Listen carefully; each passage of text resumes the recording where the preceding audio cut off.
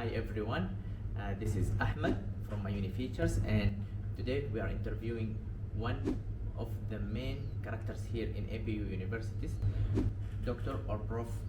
I.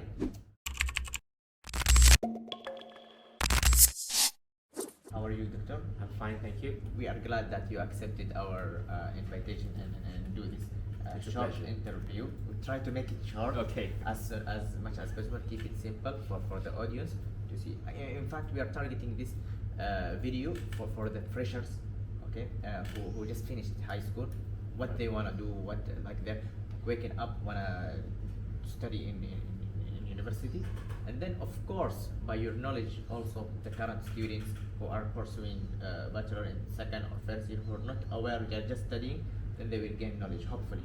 Right. Okay. So first I would start with a simple question. What are the factors that make APU has the most number of international students in Malaysia, especially in computer science? Well, I suppose it's the opportunities that we give the students. APU has been around for 30 years and we have always been very, very tech-centric.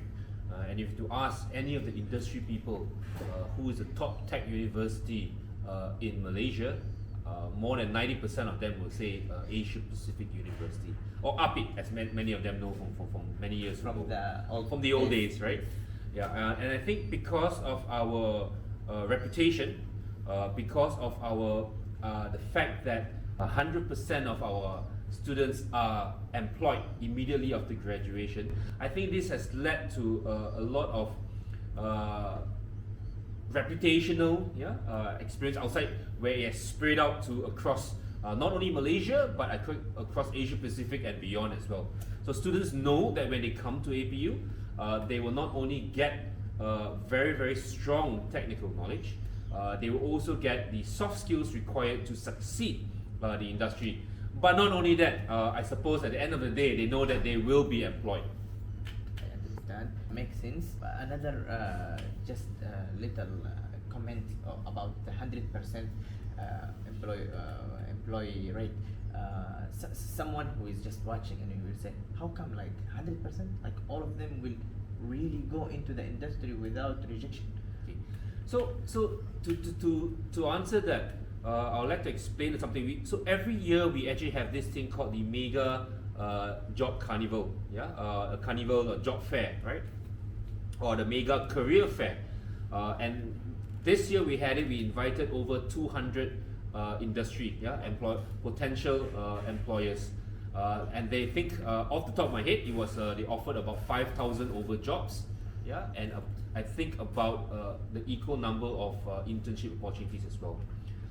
So when they came in here, they got they didn't get the amount that they wanted, but everyone. Yeah, they took everyone. Yeah. So I think it's and a recent study by the Malaysian Digital Economy Corporation, MDEC, which is a government agency in Malaysia, they realized that the highest salary paid to any technology graduates was APU. So I think it's a reputation. I think once you have reached that level where you are known to industry, and this is something what is APU's strength.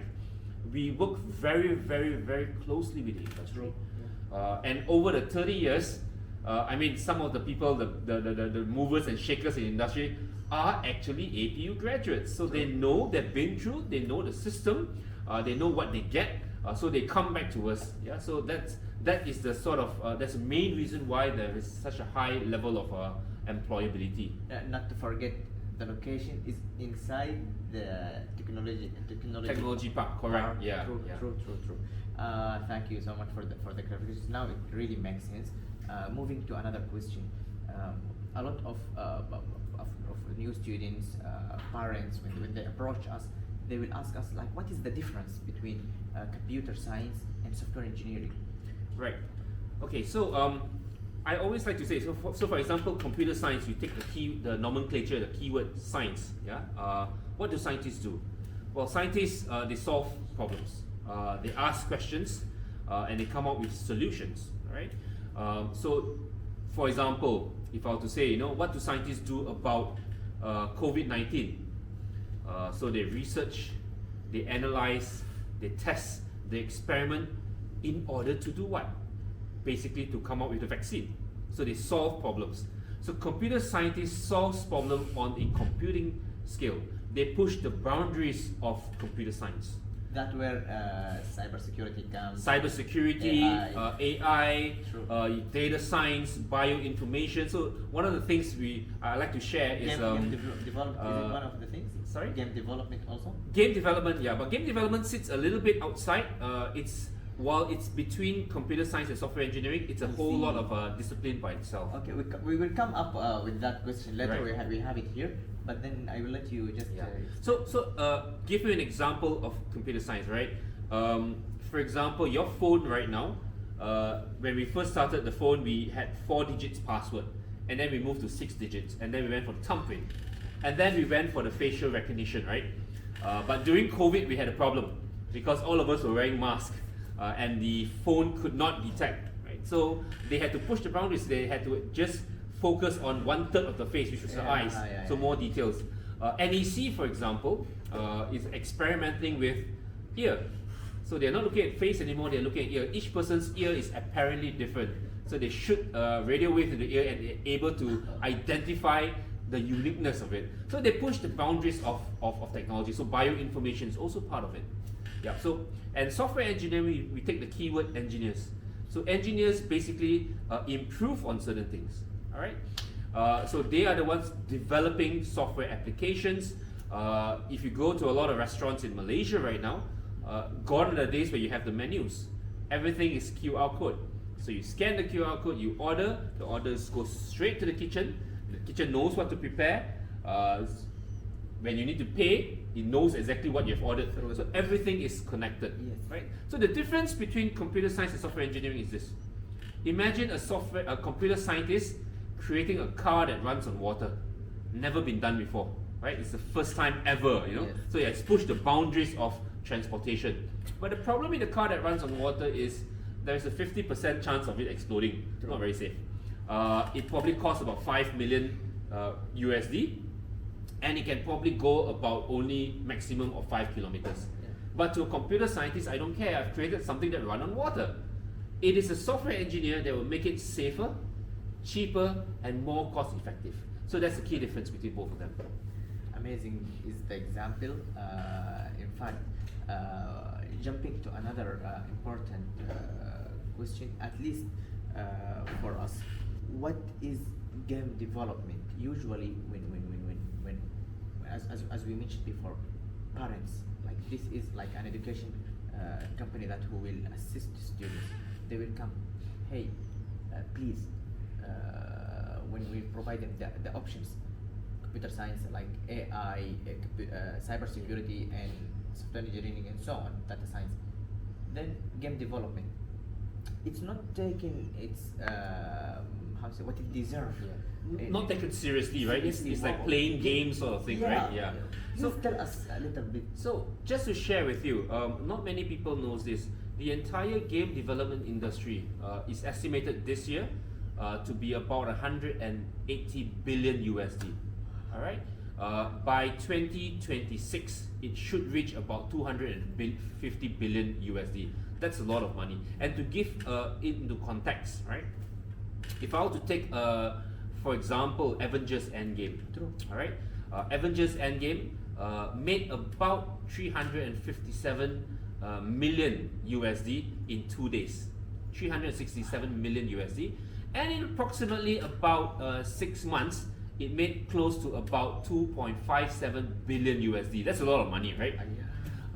And if I were to take, for example, the entire music industry worldwide. The global music industry, everything from Spotify to CDs. I don't know if anybody still listens to CD, but the whole music industry is estimated to be about close to 27 billion USD worldwide. What about games? Yeah, so games I shared with you, it's estimated to grow about 250 billion USD by 2026. If I were to take a game, for example, this game called GTA 5 or Grand Theft Auto 5. GTA 5 came out in September 2013. GTA 5 made US 1 billion in 3 days. Alright, in 3 days. So far, it's one of the highest grossing entertainment products of all time. It has made close to 6 to 7 billion USD. Another game called Fallout 4 made about 750 million USD in 24 hours. Oh. So the games industry is actually one of the fastest growing industries in terms of entertainment. So what is games development? Games development is not about playing games. It's about the process, the techniques required to develop video games or digital games. And it splits into 3 parts. You have game art, which is a visual component of games. So when you play the games, right, all the characters you see in the game, the environment, that's what a game artist does. Yeah, they create the visual component. Games design is the next one. Games design is the mechanics of the game. What makes the game fun? What makes the game compelling? Yeah, that's the one responsible for you not sleeping at night. Yeah, or for parents scolding the kids. Why are you spending so much time playing? Right? Because they have to understand the psychology of players. How do I immerse the player inside? But it's not only that. It's about how do I make money of games. True. Right? There are a lot of games out there that don't charge. Right? So, for example, I don't know whether in 2016 did you play Pokemon Go? Who doesn't? All right. So Pokemon Go is a free-to-play game. Yes. You don't have to spend any money. Yeah. Yeah. But Pokemon Go basically made an average of US 10 million per day. How did they do it? Basically, people are buying the lures, the Pokeballs. Yeah. They were buying basically in-app purchases. Right. And it's one of the most successful mobile games during that time. Yeah. It made close to about 1.5 billion in their first 2 years of operations. So it's the game designer that will figure out how do I monetize all these game products. And last but not least is the games programmer. Is the back end of the games, right? So for example, if you play FIFA, Lionel Messi has to behave like Lionel Messi. Yeah. Neymar has to behave like Neymar. You knock him out, he rolls. Right? So that requires AI, collision detection. Yeah. And that's a game programming. So game programming is somewhat like software engineering and computer science. They deal with a lot of engine development. They deal with a lot of physics and mathematics. Yeah, so that's the 3 areas: game art, game design, and game technology. That's so clear. And now maybe me too. I can realize now how big is the industry. It's not just a simple thing. And why would someone study game development? Is because of these things. Right. It's like many people. If you maybe do a survey or so, I'm pretty sure you have done, like, and compare why. Of course, students are increasing now, but why not aware of that? Yeah. But now, hopefully, like they are aware of that. I think the big question is why study games in Malaysia, right? I think there's a lot of students are asking that question. I mean, isn't games something that you study or you work in the States and Europe and Japan? Why come all the way to Southeast Asia and study games? A lot of people don't know that Southeast Asia is home to some of the biggest games companies. So some of the biggest companies overseas have decided to set up operations in Southeast Asia. And Southeast Asia is the next growing hub of games development. In Malaysia, there are about 9 international studios in Malaysia. Alright, so you have companies like PlayStation Studios, they are in Malaysia. You have Larian Studios. For those people out there who have played Baldur's Gate 3, Baldur's Gate 3 is developed by a Belgian game company called Larian Studios. Larian Studios has a studio right here in Malaysia. Right? So, and the Malaysians were involved. Not only Malaysians, but they hire a lot of internationals to work in Southeast Asia. And these people were involved in many games: Baldur's Gate, FIFA, Call of Duty Ghosts, Call of Duty Infinite Warfare, League of Legends, Overwatch 2. So these are some of the games that Malaysians or Southeast Asia have worked on.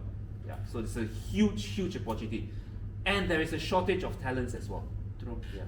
There where the combination also between the computer science and the software engineering, like where the game development are located, is like somewhere nowhere. Like, but it's there. It's there, yeah. So just to also share with you, Electronic Arts, EA, one of the arguably the largest games company in the entire world. Well, actually not true, Tencent is, but definitely the top 5 games company in the entire world. Electronic Arts just set up a studio in Kuala Lumpur. And they are looking also, not only for game programmers, they are also looking for software engineers. and they are also looking for computer scientists because they need to have their workflow mechanisms done. They need to have their servers connected. You know, they are working on a title which I cannot name, but they require servers, back-end servers. They require for their staff to have their workflow development. So that requires software engineers as well. True. So it's a huge industry. It's all interconnected. We really appreciate your explain and detailed information you are giving. Definitely, no doubt it is useful as far as I'm concerned. I just want before I finish this interview, I want to tell you like how can APU, and I have also asked the computer science head before, keep things up to date in this game development industry, because as you just mentioned, it's fast, big, and it's just going on. So what are the softwares, what are the curriculum that being used in this university or school at least for this part of So we use the same software that's what's being used in the industry. Definitely there's two game engines that we use, which is one is Unreal 5, the other is Unity. For the game artists, they will work with 3D Studio Max.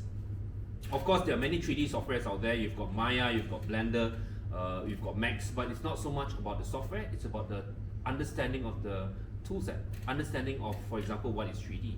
Yeah, so we do use the same software as the industry, but I think one of our biggest strengths is this. We work very closely with the industry. Yeah. So we are just revising our curriculum again for games development, and this is something we do quite often because we need to revise over and over again. 3 times a year. Well, yeah, more or less, yeah. So basically, we actually this time around we sat down with some of the 3 international studios and 1 large local studio to actually revise our entire syllabus. I'm also the chairman for the Game Development Council of Malaysia, and that's a collaboration between industry and the academia as well. And the whole purpose is to build up the entire ecosystem for games development. And we're bringing in lecturers from the industry as well. So that's why APU is fast becoming known as a center for games development. And taking students also for internship to those. Definitely. Yeah. I'm happy. I would go long more and more, but we would like to finalize this thing or this interview with a simple question. In your opinion, by your experience also, of course, it's balance between studying and real life. Like how can the students, you know, make it make his life complete and successful, okay, combining these 2 factors. Like give us 3 keys, you know, you think by your experience, like what should they do in their real life to achieve success. I think one of the key things nowadays, if you were to ask anybody in the industry, regardless of whether they're in computer science, software engineering, they're in finance, they're in business, they're in a corporate environment, a lot of companies now are looking for this thing called the 21st century soft skills. People who are good in problem solving, people who are good in creative thinking, people who are good in critical thinking, people who can present, people who can do conflict management, yeah, people who can do project management. These are skills that a lot of universities don't emphasize. Presentation is not something that a lot of universities emphasize. Problem solving is not. They teach only in class. But APU's strength is we get involved in a lot of industry events. We send them for hackathons, we send them for competitions, we send them for game jams. And it's during those things where they actually learn how do I work in a group environment. So teamwork, conflict management, how do I stand in front of industry people and present? And those are skill sets which are really essential in any industry right now. So Google 21st century soft skills, or soft skills in general, and you can see that majorly a lot of companies emphasizes those things, and we as well, we emphasize through investing in your own students. Correct. Yes. Yeah. Thank you so much. It was like really good. I am like happy that I know this knowledge from such prof. Please allow us to finish this thing. And if you have one word you wanna direct anything in your mind, you are free to go. Yeah, okay. I think if you were to ask me now, what are the other things which, for example, what's coming out, the trends, yeah, in computing technology, it's definitely AI. AI, data science, and cybersecurity. These are the three big areas that we are seeing a shortage of talents. AI, for example, AI this year is estimated to be about 200 billion USD, but by 2030, it will go 20 times. It will reach at least $1 trillion USD. Generative AI is going to change. Generative AI, predictive AI is going to change, or is currently changing, how businesses for major corporations, manufacturing, retail, everything is going to be very AI related right now. So that is a key area for students. Right now, if you're choosing an area to study in computer science, AI will be one of the major areas to go because it's growing so fast. I mean, look at it, ChatGPT, right? Everyone is using ChatGPT, right? It's you have Bart and you have Especially students. Yeah, especially students. But not only students. If you were to go to the industry right now, In not good way. yeah, they're not good way. But if you were to go to the industry right now, and I've asked them, you know, how are they embracing generative AI or ChatGPT? A lot of the companies are saying that we use them in our production and workflow. I see. Right? Because AI makes things so easy. Generative AI. Instead of spending 1 hour writing a report, everything is done for you. Done for you. Right? How do you actually, sir? I'm so sorry to interrupt you, but it's just pop up into Right. my mind. How can you differentiate between plagiarism and AI proper work Right. I mean, for a student? so what we do at APU, because we are a technology university, we cannot say that no, you know, we don't encourage students to use ChatGPT or generative AI. I see. We can't, right? Because we have to write the flow. If we don't run together with technology, you get left behind. True. So how do we do this? A student can use ChatGPT, right? But it's not so much about what they can do, but how they understand. If you are able to stand in front of me and explain how you came up to that solution, that means you understood it, right? If you stand out here, you use ChatGPT and you can't explain anything, then yeah, it's plagiarism, that's number one. But number two, you plagiarized without understanding the context. But if you could use it and you can stand up to confidently explain what you have done, in other words, that generative AI actually helped you with your workflow, and you are smart and intelligent enough to use that to augment what you're doing. That's awesome, because that's what companies are looking for. They're looking for people who are smart workers who can use technology to actually increase the productivity. That's what I meant by APU is always at the forefront of technology, using what is the industry using as well. We could notice that actually very well. Thank you, Dr. Nat. Yeah, my pleasure. Appreciate that you really responded to us again, and hopefully to do this interview maybe one more time later. I'll be more than happy. Thank you Okay, so much. all right, cheers. Take care. Okay.